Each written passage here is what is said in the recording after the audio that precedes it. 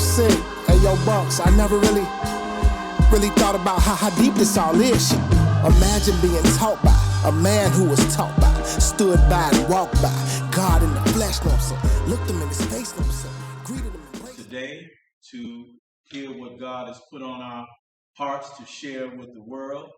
And we pray that our message is received and appropriately delivered by the grace of God in such a way that it makes your time unwasted and productive to bring you closer and deeper into your relationship with Almighty God. We always begin in the name of the one God, the beneficent, the merciful God, a God who is ever present, even when we feel we can't find him. He is always present. Even though we may not understand the form in which he reveals himself to us sometimes, even though we may not be able to hear his voice, even though we may think that he's not just a fingertip away. God is always present, and he's always raising voices from the human family to help us navigate, negotiate our way toward our purpose in his creation. And so we acknowledge the oneness of God in spite of your land base, which comes with language base, which comes with culture, and out of culture we form spiritual practice wherever God's people are, people who are natural to the planet Earth, even though they may look strange to us, even though they may have customs and ways that are different from ours, even though they may have a language or a dialect that may make us a little uncomfortable when they speak, especially if you are a black man and woman in America, being a people stripped of language other than our slave masters' language. We are frequently uncomfortable when we're around people who speak a different language.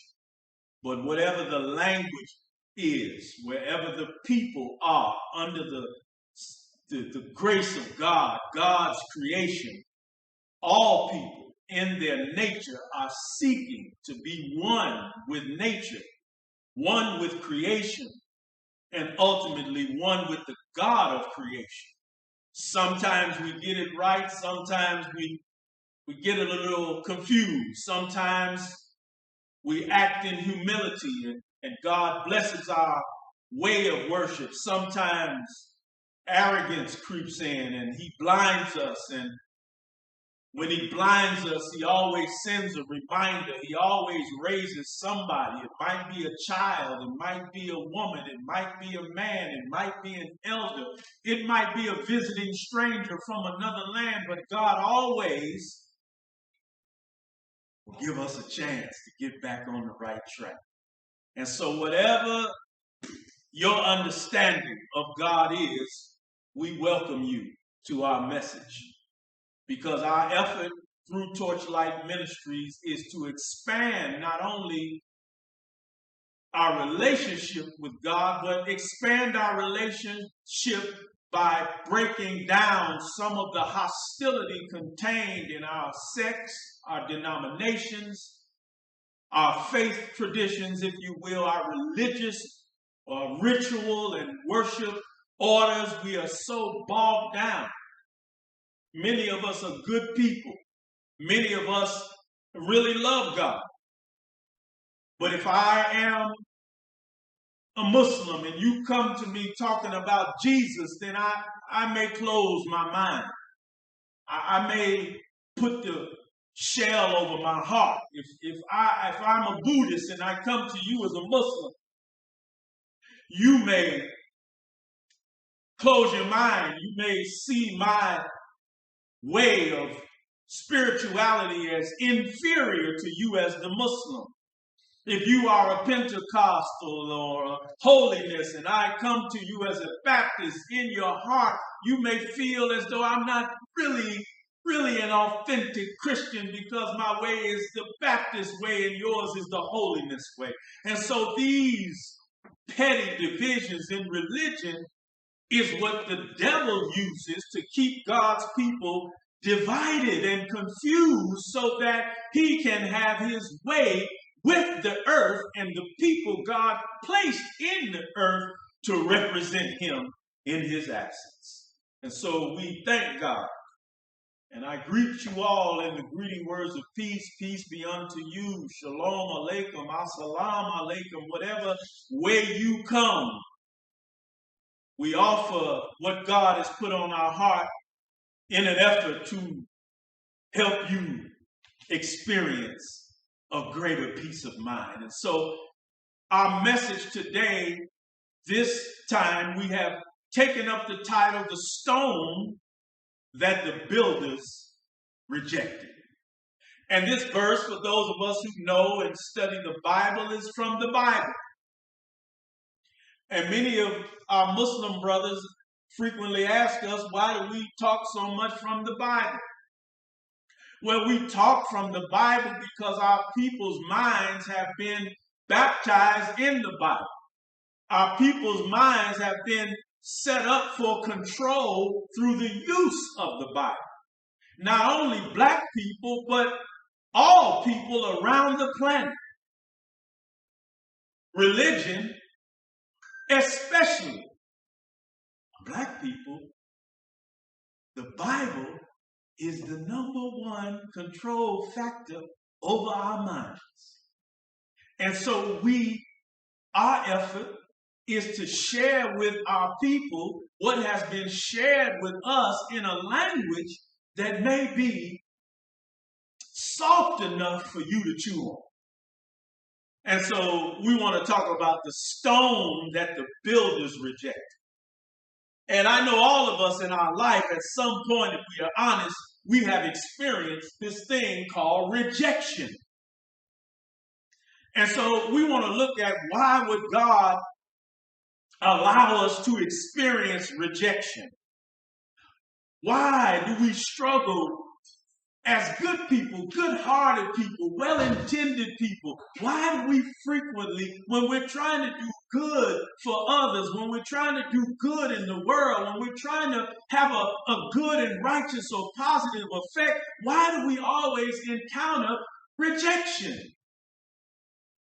And so I want to start from the book of Mark in the New Testament. Now, for those of us who are conscious, those of us who've studied a little bit, I don't want you to freak out because I'm speaking from the New Testament. The New Testament is the testimony of the writers of the New Testament. And the writers of the New Testament, in some shape, form, or fashion, were motivated, in some cases even inspired by God, to write a narrative that would support God's purpose for the birth and mission, the short time period that Jesus walked the planet. Since that time, the narrative, the testimonies have been tampered with. Nevertheless, they give us a tool to bring us closer to the ideal and the reality of what we call Messiah. And so the 12th chapter of Mark has these words. Bear with me. It says, and he began to speak unto them in parables. A certain man planted a vineyard and set a hedge about it and digged a place for the wine fat and built a tower and let it out to husbandmen and went into a far country. And at the season, he sent to the husbandman a servant that he might receive from the husbandman of the fruit of the vineyard. And they caught him and beat him and sent him away empty. And again he sent unto them another servant. And at him they cast stones and wounded him in the head and sent him away shamefully handled. And again he sent another, and him they killed, and many others. beating some and killing some. Having yet therefore one son, his well-beloved, he sent him also unto them, saying, they will reverence my son. But those husbandmen said to themselves, this is the heir. Come, let us kill him, and the inheritance shall be ours. And they took him and killed him and cast him out of the vineyard. What shall therefore the Lord of the vineyard do? He will come and destroy the husband and will give the vineyard unto others. And have ye not read this scripture? The stone which the builders rejected is become the head of the corner. This is the Lord's doing, and it is marvelous in our sight. And they sought to lay hold on him, but feared the people, for they knew that he had spoken the parable against them, and they left him and went their way. And they sent unto him certain of the Pharisees and Herodians to catch him in his words. This is a very powerful narrative, because God is growing a vineyard. God has let out the earth to Adam, and Adam has been made the husband. But ever since man has been made the husband, especially in the last 5,000 to 6,000 years, man has kind of abused himself and abused the earth. And so, seeing the abuse of man on creation, God has raised up prophets and messengers, sages and gurus, enlightened ones, who inspired ones, who would call man back to his rightful mind. Because we've been so obsessed with murder and killing and power and control and consumption and sex and wine and drugs and liquor and the exploitation of the weaker man. This has been the way of life on this planet for at least the last 5,000 to 6,000 years. And so God has sent messenger after messenger, prophet after prophet, who have been abused. Some have been beaten. Some have been ignored. Some have been tortured. Some have been killed. Some, all of the above, rejected.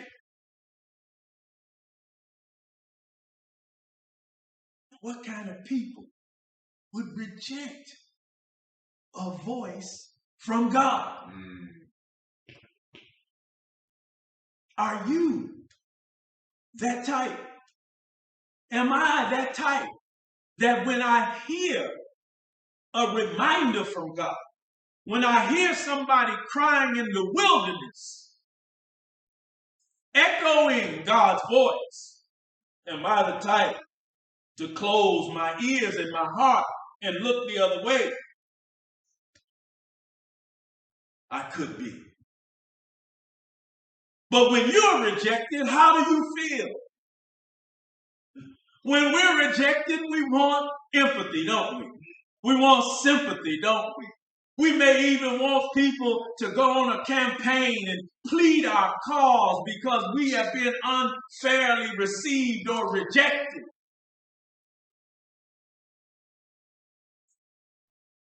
But you ever ask yourself, have you ever stopped and taken an inventory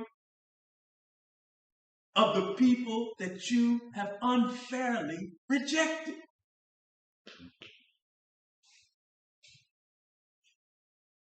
How do you think your rejection affects other people? And how has other people's rejection affected you? And how you feel about you? If you think back to a moment of rejection, how did you feel about the person rejecting you when you had something good to offer? Think over that. Rejection, to reject, to dismiss as inadequate, inappropriate, or not to one's taste. Now we have the power of rejection. It's the power given to a human being. In fact, it's the power given to many animals have the power of rejection because everything is not for me. And I'm not for everything. Everyone is not for me, and I'm not for everyone. Some people reject me, and they have a right to reject me just on face value. Reject, to dismiss something as inadequate, inappropriate, not to one's taste. This is the thing that becomes a trial for the people of God. The thing is not to my taste. Well, it takes a lot of time to identify your taste.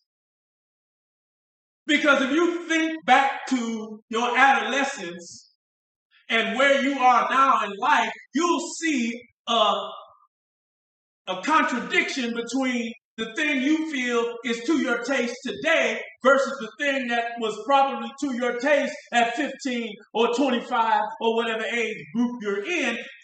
Your taste changed. Is that right? Yes, sir. So I could have rejected a thing out of my immaturity or my ignorance. I mean, people all the time, if you tell them that thing causes premature death or cancer, they will say, man, I don't care about that. Or if you offer them something that makes them healthy, they will say, I don't want that. Right.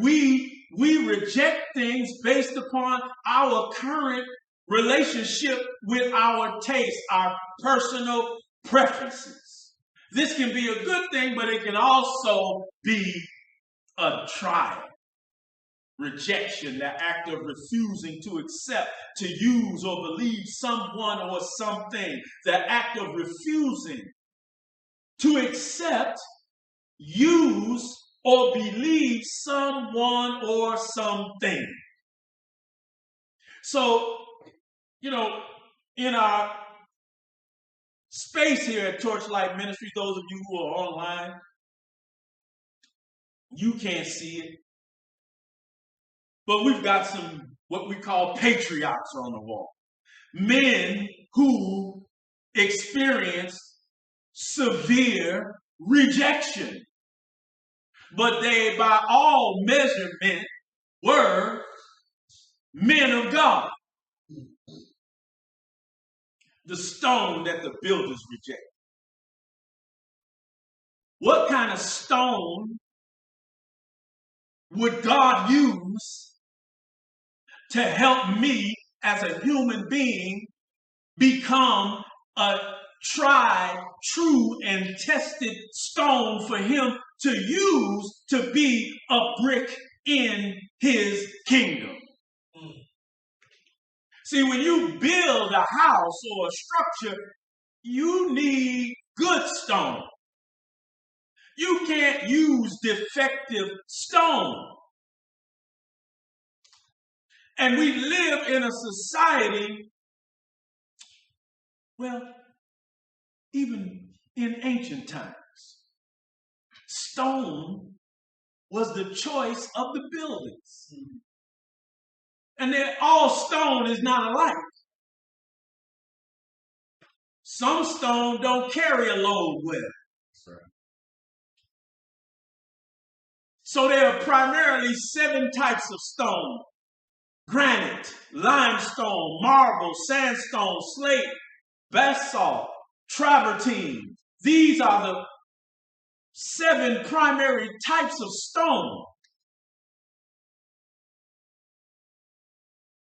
And each stone can be used under different environmental pressures and conditions if you're trying to build something that you need to function at a certain level. And so all the builders of the world acknowledge that more than steel, more than concrete, If you want to build a structure to last through thousands of years, you got to get the right type of stone. And so when we look at the pyramids in Egypt and other places around the world, these structures are built with a stone that has withstood the test of time. So when you go to build something, you've got to test the stone. And so to build a civilization, to bring in the kingdom of God,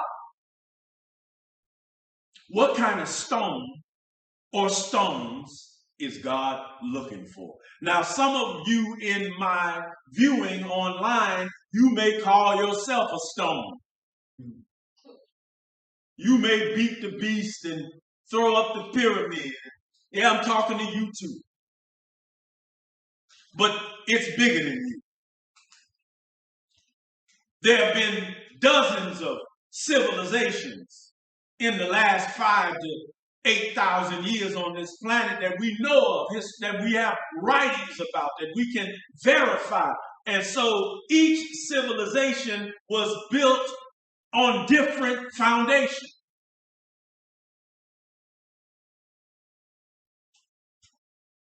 We live in the modern West, where America and Britain and the dollar and democracy is the basis of the current world civilization. How would God go about building a righteous civilization? What kind of stone would he use? What kind of people, what kind of material would the people have to be made out of or made into in order to be used by God to bring in a civilization that is not based upon the perpetuation of greed and lust and murder and colonization and rape and all of the evil things that seem to be acceptable to the rulers of this world? How is God going to find a people of suitable material to bring in a world that is not like the current? That's right. How is that going to happen? See, to build a civilization, you have to form a government. Is that right? Yes, sir. But not only that, you have to have an economic system. You have to create laws. You have to build an educational system. You have to promote social cohesion. That's right.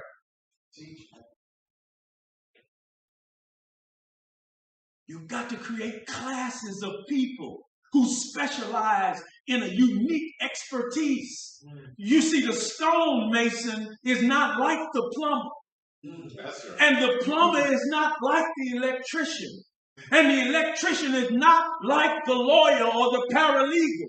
And the paralegal and the lawyer, they got to back up when the medical people walk in the room. See, in order to build a civilization, you've got to have classes of men, not to make one class superior to the other, but to give each class its rightful place in the building of a civilization.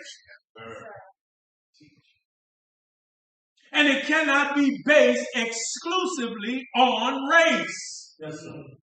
Say, wait a minute, brother, what do you mean? I mean that law is law. And a good lawyer is a good lawyer if he will fight and advocate for justice. Under the law, it doesn't matter his skin color.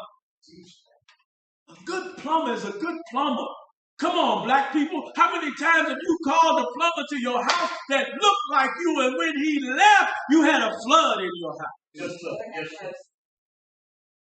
And you biting your teeth, your heart is breaking. You gotta call this is how we think. I'm gonna call Pedro. Or I'm gonna call Mr. Wachowski. Now they may come and do a better job if we're honest with ourselves, but it ain't really got nothing to do with color. It's just the way that they went about learning that skill set was more efficient, proficient, and professional. See, in the black community, we fashion ourselves being a jack of all trades. But you know the old saying, when you're a jack of all trades, it's hard to be a master of any. That's right.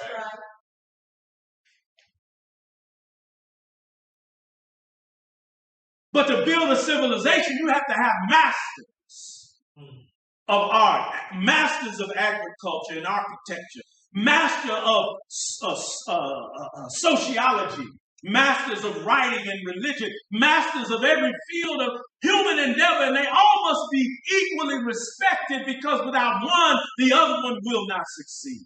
Right. But underneath all of that, the cornerstone of all of that, and creating a stable society, is a stable family. Yes, sir. America broke the black family. America had law against the black family.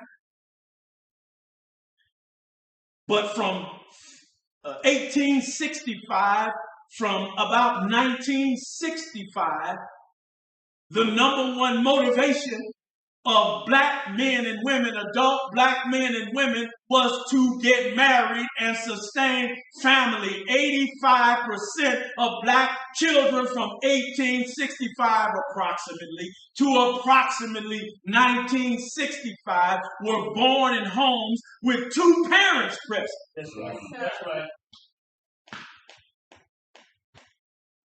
Then the enemy of the black family went to work. That's right. You couldn't receive any social safety benefits if you as a black woman and you as a black man needed those benefits to make life a little bit easier. You both couldn't be in the same house anymore. That's right. Education, the educational system began to strip out the elements that made it appealing to black men. So little black boys began decade after decade until this very time to be turned off by learning and reading and writing and arithmetic and going to school. When you go into public schools, little black boys, they're not interested in school. They go to school to socialize. That's right. Because they've stripped out the elements of education that attract little black boys. Why did they do it? Because at the same time, they were making it more appealing to little black girls. And then at the same time, corporate America opened their doors and said, come on, black woman, we're going to make you an executive.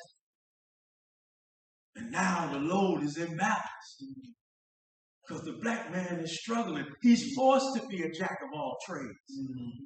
He's making some money, but he ain't making the money that he get going in some corporation for corporate America. She's bringing home consistent money with benefits and pension and da-da-da, right? She's given power and authority. She comes home and, well, now you don't stand a chance. But this is how God's enemy works. To build a civilization, we have to restore. God has to somehow restore the family. And in order for the family to be restored, the man has to be restored. And the woman has to be restored. Restored to her right mind, her right heart, her right spirit, her right response to a man, and we as men have to be restored in our ability to elicit a proper response without so much hostility, without so much rejection from our women who have forgotten. They've forgotten what it's like to have to be quiet and listen to a man. Now, if you got one brother that'll be quiet and listen to you, God has greatly and highly favored you. But this is not the norm in our community. I'm talking about the black community. I can't talk about no other community. I know in my community to have a black woman that will not challenge everything you say. If you got that, you don't know how blessed you are. Hallelujah. Hallelujah. If you got it. But all hell if you don't. And so, since they turned us off to learning, knowledge, wisdom, and understanding, when my woman will not respect my authority, then I'm going to resort to the physical because the mental has not been developed. Just like I'm going to resort to alcohol. I'm going to resort to marijuana. I'm going to resort to a cigarette. I'm going to resort to some type of drug, some mind-altering drug, because the world is not responding to me as a man.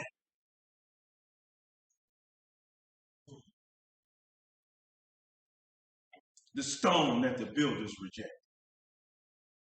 God raises people from their own. Buddha was raised among the Far Eastern Asians. That's right. He was not raised to the African on the continent. He was not raised to the Egyptian.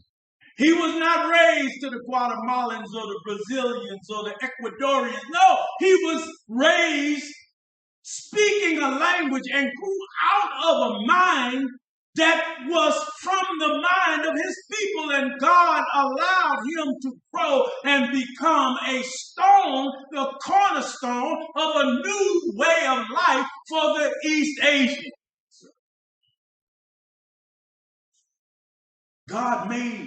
He found a man of a fabric. So Buddha challenged the Brahmin religion. He challenged the Brahmin priesthood. And the Brahmins were telling the people, you got to go through us if you want to talk to God.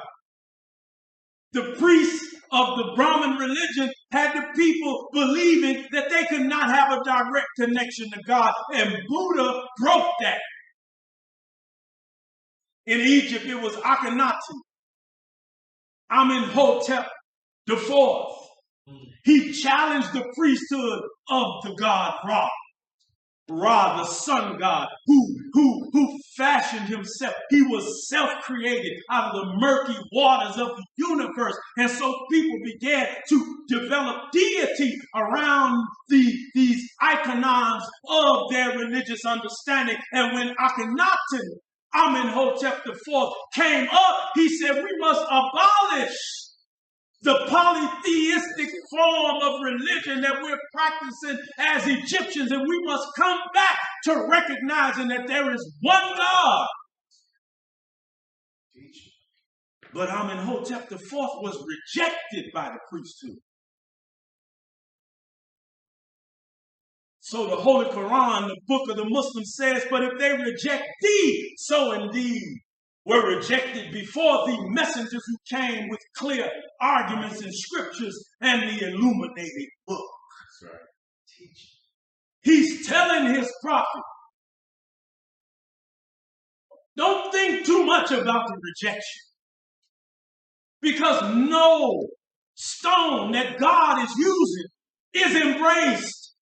Because a stone, until it's polished and chiseled and handled correctly by the stone mason, it might be crude, it might be rough around it, it might have some sharp edges, but if it's made of a certain material, it will withstand the polishing, the chiseling, the rubbing, and the restructuring of its makeup. It will withstand that. And so God allows prophets and messengers to go through rejection.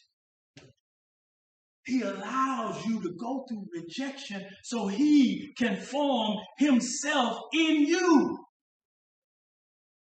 When you want to build a house or a world or a new way of life, you must prepare a cornerstone. Is that right? Yes, sir.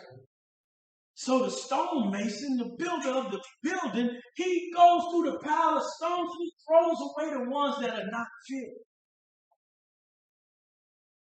Especially when he's looking for a cornerstone.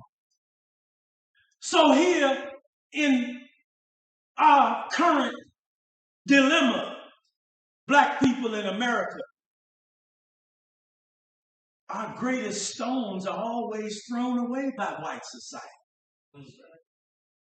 So me and my brother were talking earlier about the criminal justice system. The criminal justice system, we had a sister here in Chicago named Kim Fox. And Kim Fox was trying to lay a different cornerstone to erect a building that was more in line with true justice for her people. And they worked hard against that system. They did. Here in this city, we have a sister named Akua Njeri, who was the companion of Chairman Fred Hampton of the Chicago chapter of the Black Panther Party. But ever since the assassination of Chairman Fred, Sister Akua Njeri has had a hard way to go.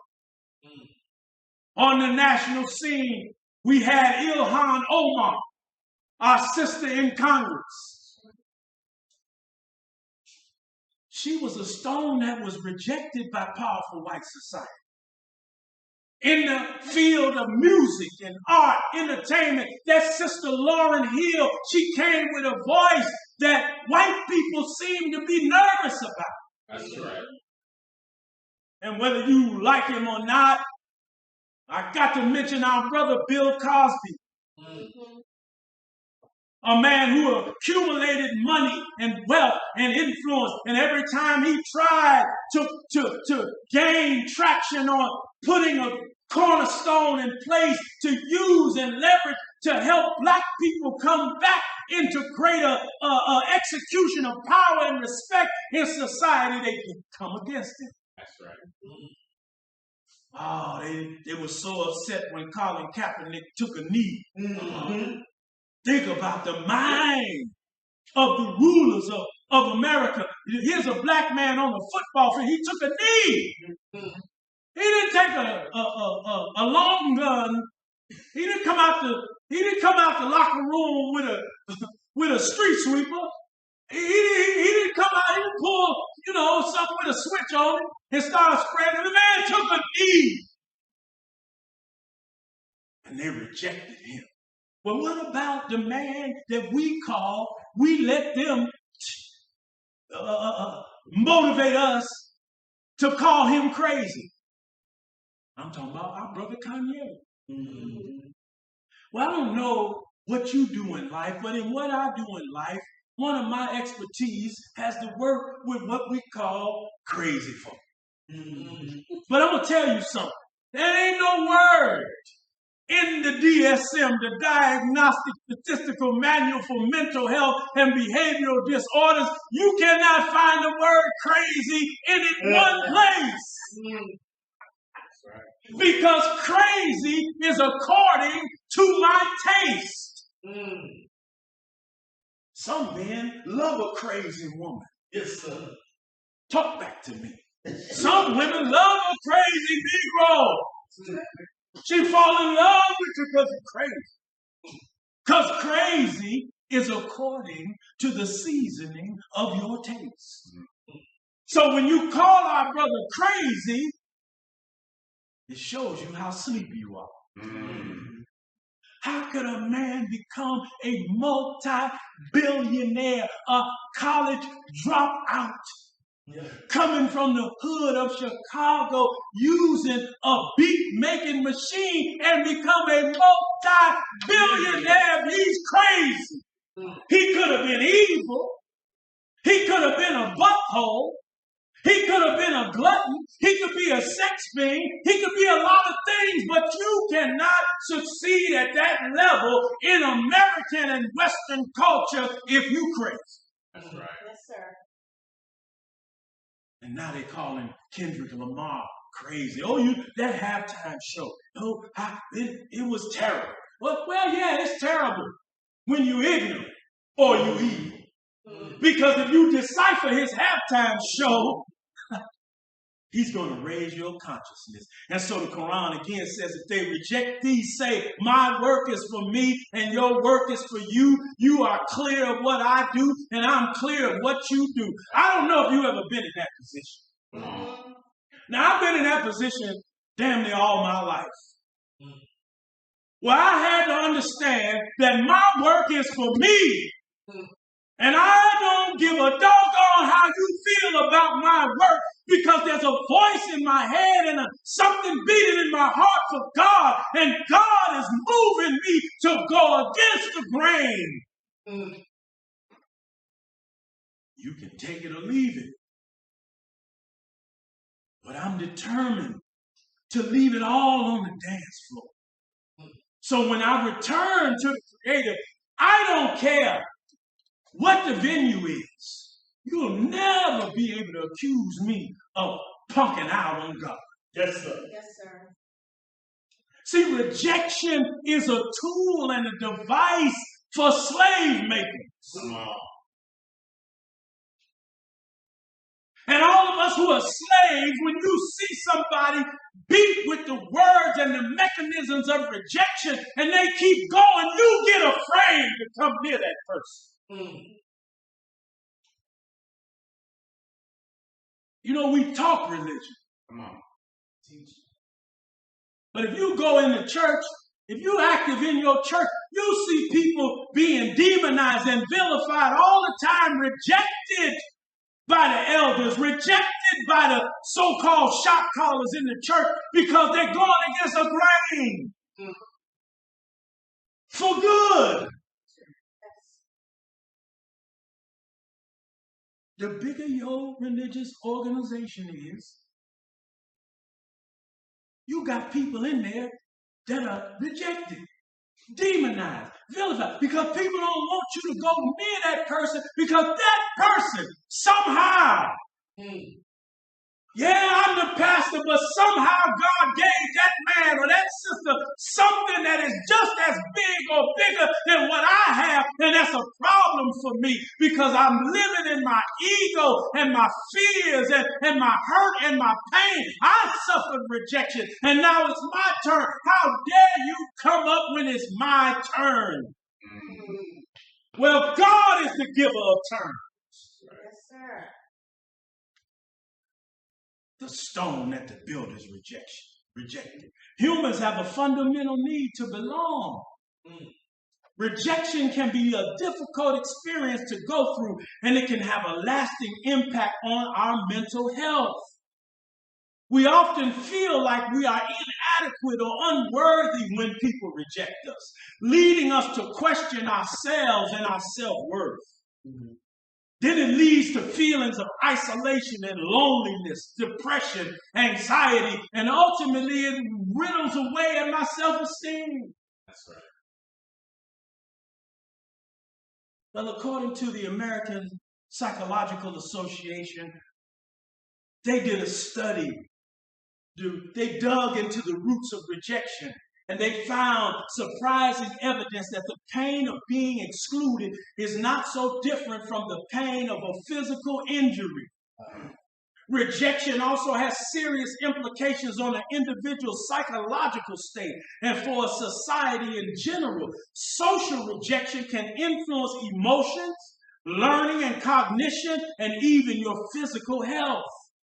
Ostracized people sometimes become more aggressive and can even turn violent because of rejection. They analyzed 15 cases of school shooters and found that all but 2 of the 15 became school shooters because of social rejection. Rejection is a powerful force on the human psyche. So when you're rejected, where do rejected people go? Sometimes you don't know where to go when you're rejected. You ever been out to get a job or a contract or a position and they rejected your bid, they rejected your estimate, they rejected your product, they rejected you. You had all the qualifications, you had all the right experience, you would have been a master at that thing, but they rejected you? Sir. What was your feeling walking out of that meeting or hanging up from that phone call? Where do you go when you feel rejected? Now, I work with black men every day that when they experience rejection, they decided to use drugs and alcohol. Some of them didn't decide drugs and alcohol. They decided that instead of dealing with the rejection of trying to do something legitimate in life, it's so painful, I'm going to become a party animal. So they went deep into the world of party. But deep in the world of party is drugs and alcohol.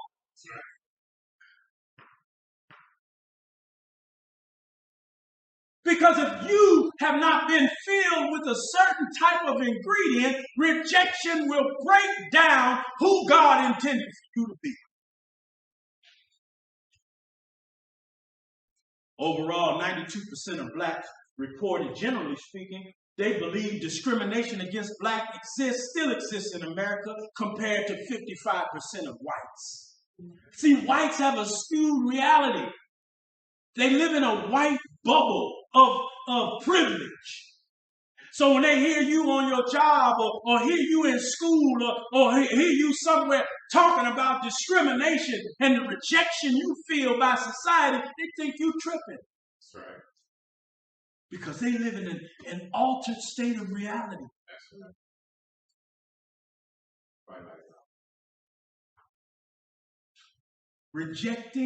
The rejection of black people in America is a foundational stone in the building of the United States of America and the European world and the global system that the European, British, the Anglophone countries, Britain and the United States have set up around the world. It's a global reality that black people are the brunt of rejection by white people.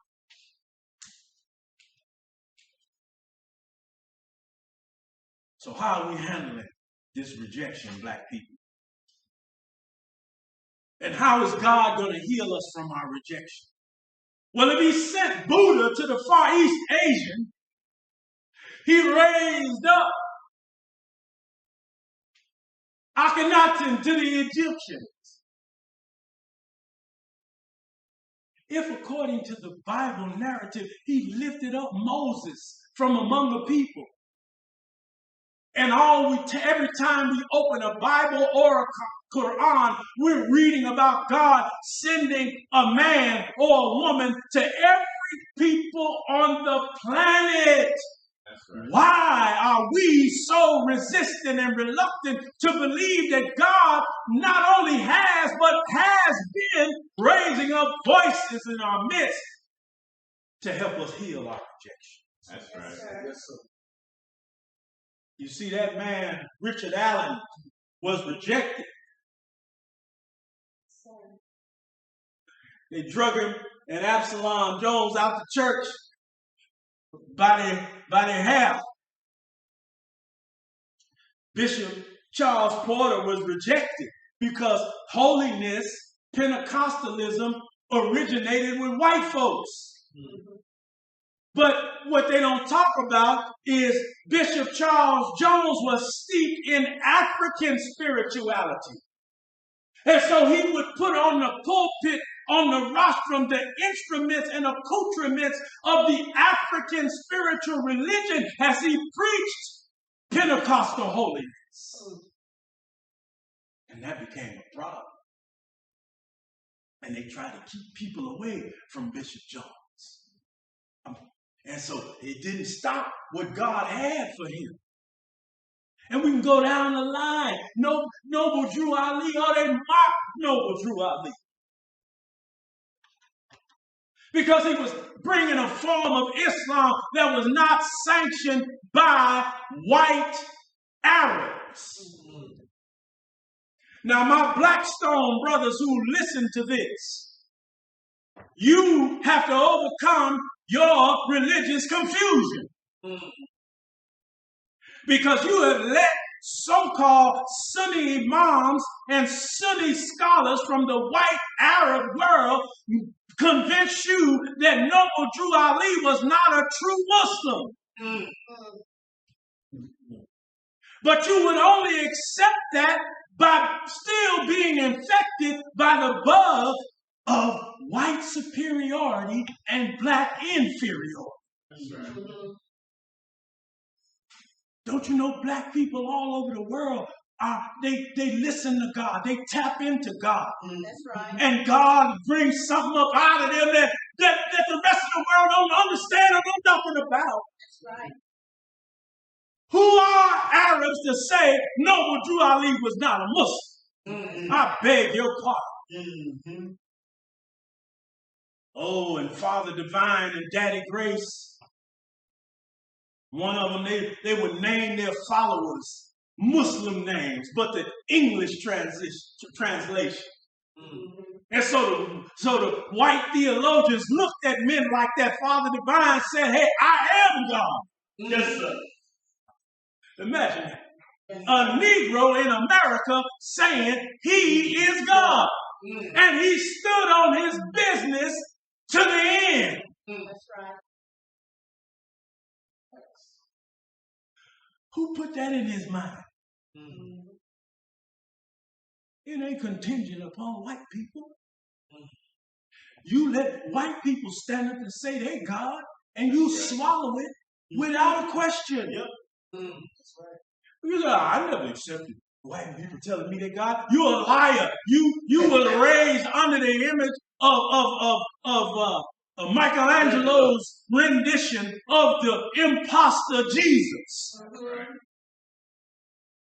And your mama and your grandmama might have beat into you the worship of that white image. That's right. So this is why, as we talked about in our last message, you want to blonde your hair. This is why you want to light your eyes.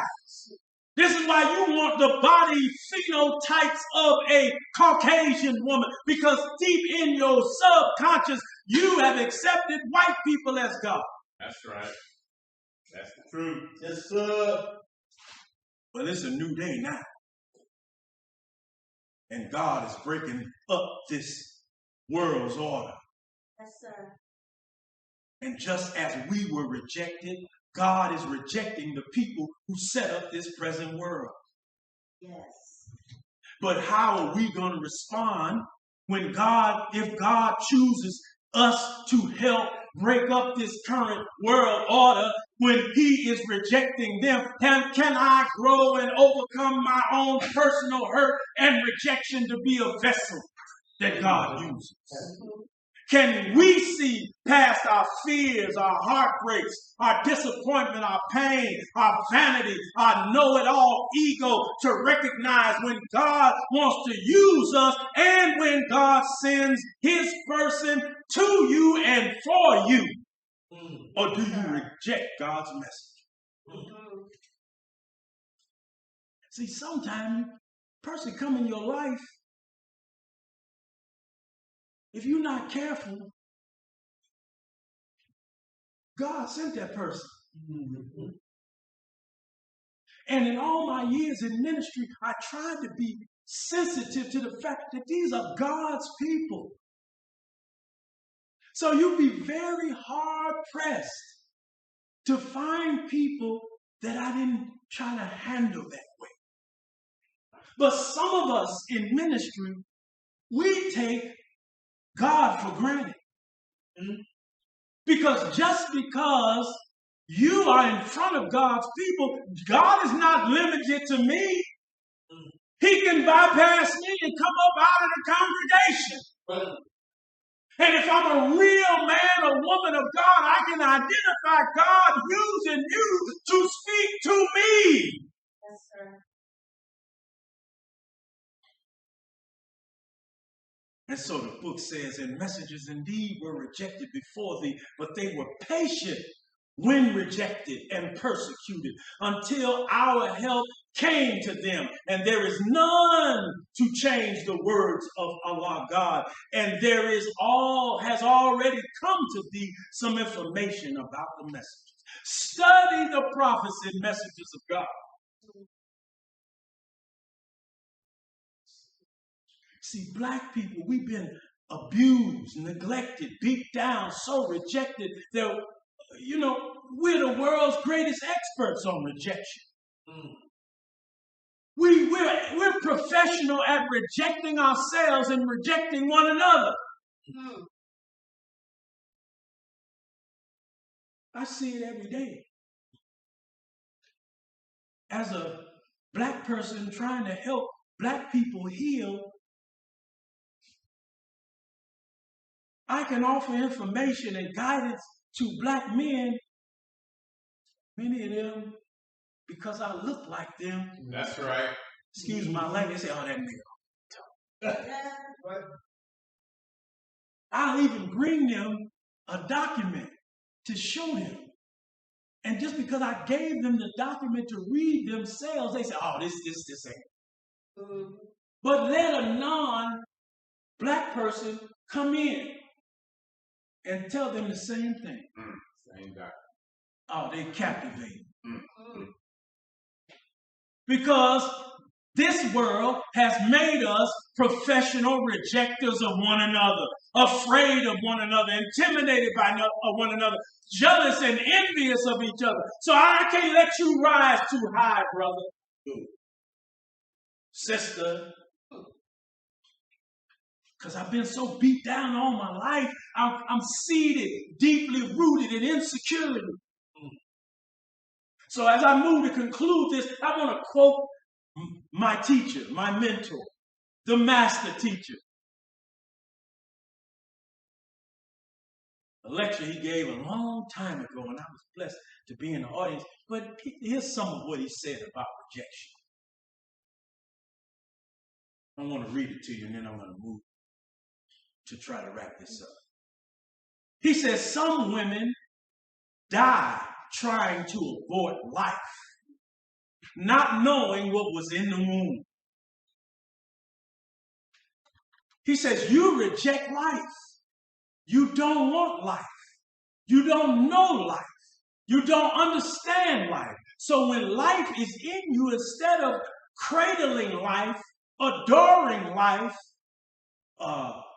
wanting life, nurturing life, thanking God for life, you want to kill life and wonder why life begins to kill you. You don't know how to live. You're dying every day. Don't know how to live because you're not akin to life. Bad relationships with life. You got a bad relationship to the God.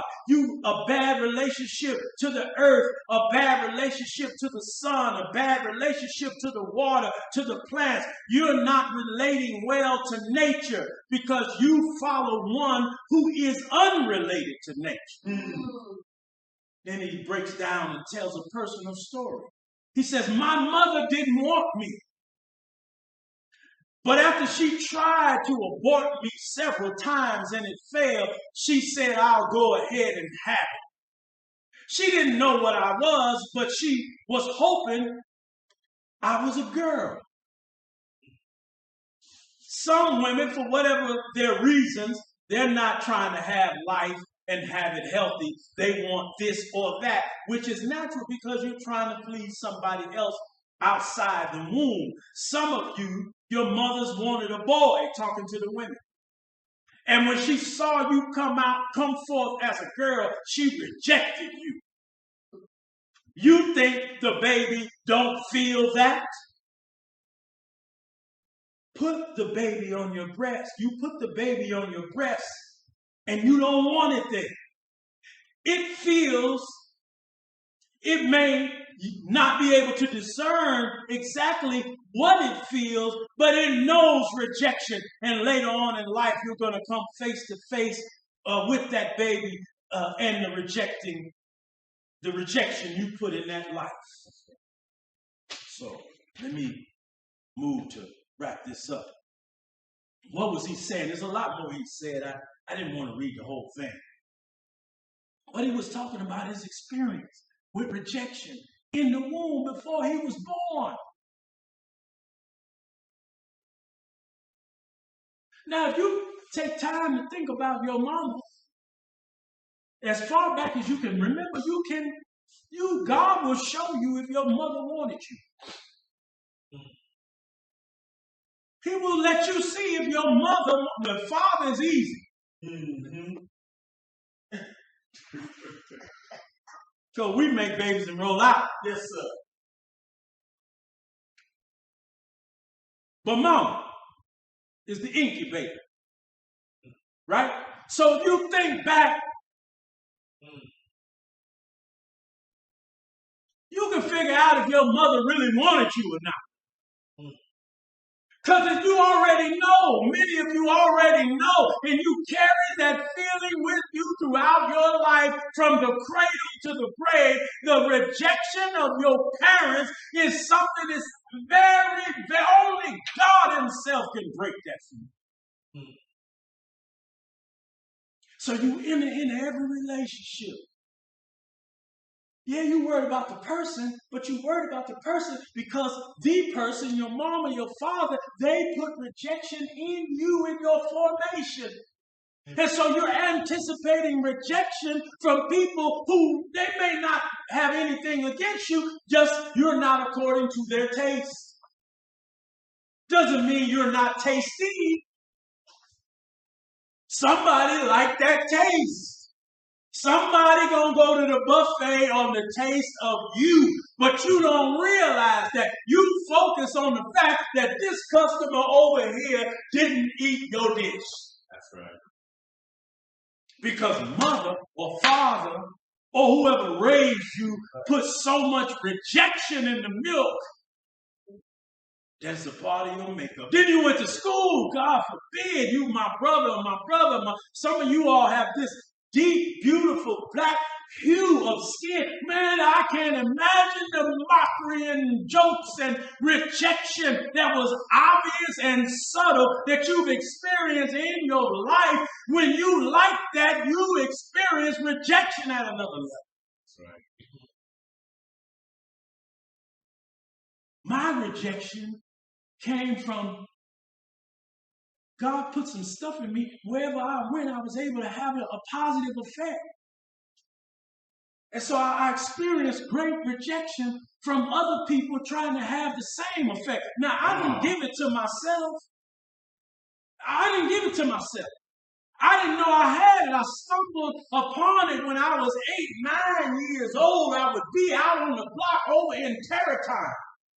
We playing in the mud, we didn't have grass, we gang banging and all of that kind of, but I was able to organize my little friends and we would have functions and I would be the organizer. I didn't know what was going on at that age. It just was coming out of me, and then later on in life I had a little black lady named Oralee Sanders. 6th grade, I went to St. Cyril Catholic School. And she would pull us all in the piano room. And she started having us all recite poetry and recite the biographies of great black people. And then she discovered, this man can speak. This boy can speak.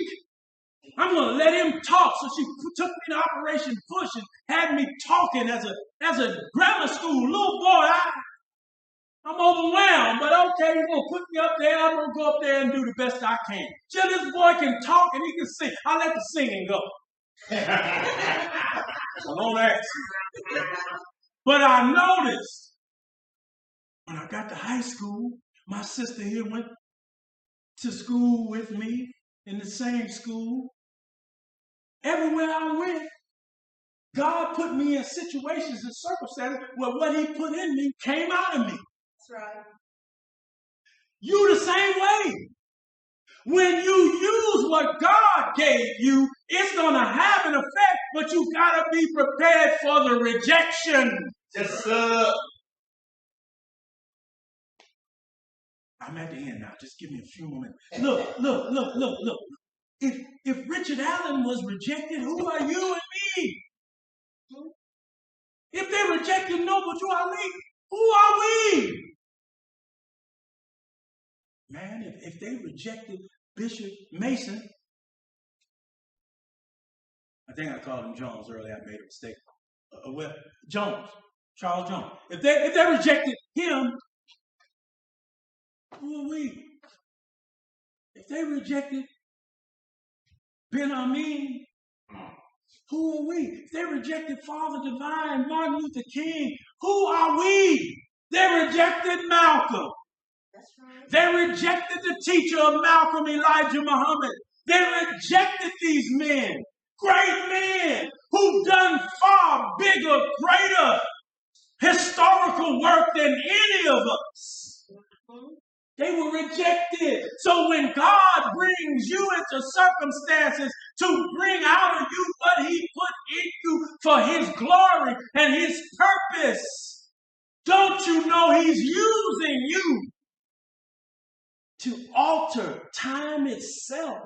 Because it is time now that the despised and rejected, the unwanted, the unloved people of God who have been tried in a fiery furnace of white supremacy, it's time now. He's turning the globe by allowing you to bring out your gift and your talent. Now, it might be in this little corner, and you might think small of yourself, but you got to resist that thought. That's right. Because if we was trying to push over a freight train, every person on that line's effort would matter, wouldn't it? Yes, sir. You can't bring down the devil's world with just one man and one woman.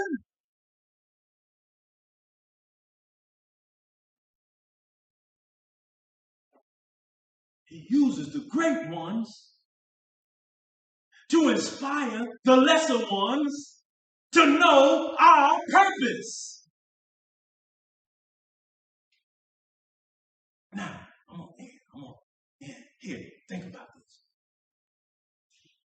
In our lives,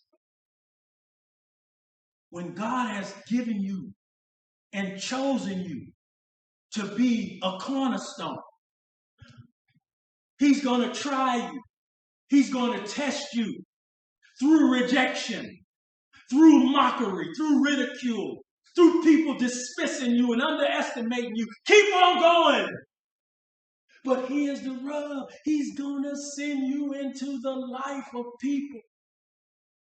And sometimes if you're not careful, he's going to send somebody to you that he loves that you're going to reject. I'll say it again. Sometimes he'll send somebody in your life that he loves, who has a message for you. But you don't like the message because the message is testing your character. Because you know you've been touched by God, you've been gifted by God, but God is still rubbing on you, he's still polishing you. And one of the biggest difficulties of laying the cornerstone of a new world order of God's kingdom is the black male-female relationship. That black people, we don't listen to each other. Our women, we can't tell them nothing. They don't want to hear, pardon me, they don't want to hear it coming from us. So our relationships are under trial. Now our children don't want to hear what we say as adults. So our families are under trial. And if we don't come out of the cycle of self-hatred and self-rejection, understanding that things have to be restored back to a natural order in order for God to use us, we're in for a heck of a ride. That's right. So I ask you, are you a stone? I don't mean the gangbanging stone, but if you are, that's okay too. Are you a stone? Can God use you? What kind of use can God use you? What kind of material are you? Do you give up when it's hard? Do you stop when people make mockery of you? See, God can take you up high and then bring you back down. Do you stop when he brings you down, or do you keep going? Noah had to build an ark. That man was out there for 40 years by himself. Nobody stopped and said, hey man, I got some extra hammers. I got some extra wood. They walked by and made mockery of God's man. He didn't have no audience. But he got up every day working on that ark. Think over that. If you can't do that, then you're not in the line of the messengers and prophets. See, when God gives you a mission, the people who have not rejected God on their mission, they don't give a damn who come with them or not. And my teacher is like that. Our teacher is like that. That's right. And all of those greats are like that. The mission is for you. And it's your duty to achieve the mission. Whether you accept it or reject it, it's up to you to lay that stone in place. Because you are of the chosen of God. Not just because of race and color, but because we happen to have this color, right? We are a people who were rejected by the current world based upon color, right? But they qualified us for abuse, for torment and torture. But in the abuse, we were showing just what's in us. That you can break us sometimes, but you can't destroy us. You can try to destroy us, but you can't break us. You can bend us over, but we're gonna stand back up. You can walk on us, stomp on us. You can stab us, shoot. You can do all manner of evil to us, but we're gonna keep on coming forward in the name of God. That's right. We're going to call on God. We're going to call on Allah. We're going to call on Jesus. We're going to call on God himself. And we're going to keep coming because God let us go through that. So that in the right time, we could become that stone that the builders rejected, that has become the headstone of the corner. And so, know that God is with you in your life. God expects you to work your work. Don't worry about what somebody else is doing and not doing. Work your work. If he gave you a voice, use your voice. If he gave you a muscle, use your muscle.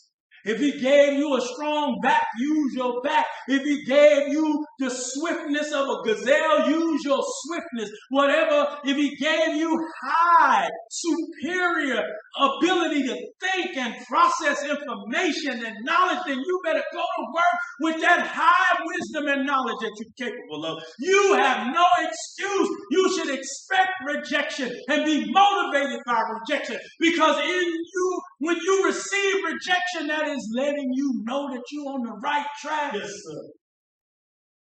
Because we live in a world full of haters. Yes, sir. Might be your mama. Mm-hmm. Might be your daddy.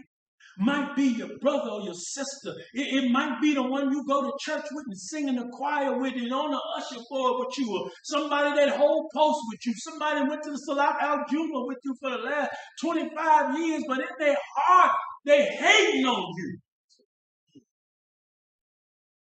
And so I'm going to end on this one. This is to the Muslim community and the Christian community. You know, God raised a man in our midst that has been able to do a work on black people that the world of white religion has never been able to do. That's right. So why do we, my Christian family, my Muslims, why would you let somebody tell you that being on a prayer mat, being in a church pew, is more important to God than you taking your religious understanding, your righteous practice out into the masses of black people, trying to wake them up and turn them around from the evil, the foolishness, the ratchetness, the debauchery that we see in our people practice. What makes you think that being in the church every day is more important than being in the streets? Come on. So that man, Elijah Muhammad, said teaching prayer is not as important as teaching separation. Because in order to separate, if I want to leave my parents' house, I got to go get a job. I got to become productive. I got to be able to support myself, right? So if black people want to see the kingdom of God, it's only going to come through a righteous people. It is the nature of black people to be righteous. All we need is a little time out of the influence Yes, sir. Yes, sir. of a wicked culture. That's right. And God, his kingdom, will be established through us. Yes, sir. And so I know that I'm taking a little time, but the stone that the builders rejected, I want you to have good faith in yourself. I want you to get up and push yourself through your moments of rejection. I want you to reassess how you're treating the people in your life. Because God is going to send you people. It may be your husband, it may be your wife, it may be your sister, your brother, a boss, a co-worker, wherever they come from. He's going to send people in your life that are going to let you know that you got some growing to do. And if you're unwilling to listen, if you can't be told anything, if you know it all, if you reject good sense, then you're going to suffer and continue to suffer the consequences. And that's what's happening in the black community. We're all suffering some very, very ugly consequences of our rejection of what is good, what is right, and what is true. I thank you for listening to our humble message this Sunday morning. May God bless us all with the light of understanding and faith. I leave you as I began, giving you the greeting words of peace. Peace be unto you. Shalom alaikum. Assalamu alaikum.